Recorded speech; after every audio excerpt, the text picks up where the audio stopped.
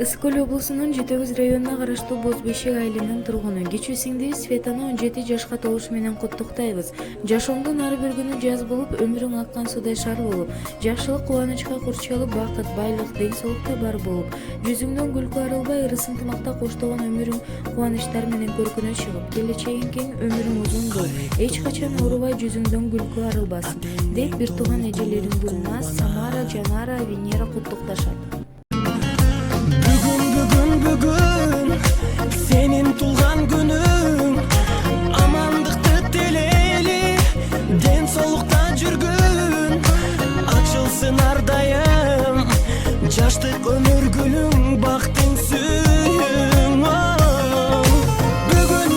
Бүгүн сенин тулган күнүң, ата эне бир тууганга алтын башты ийгин, жашоонун кадырын узак жашап билгин, ойноп күлгүн.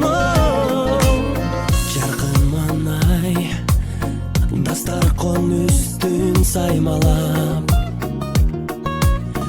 жакындарың кымбат белек алып камданат, коноктор топтолуп, ыр бийлер коштолуп, куттук сөздөр ай арналат.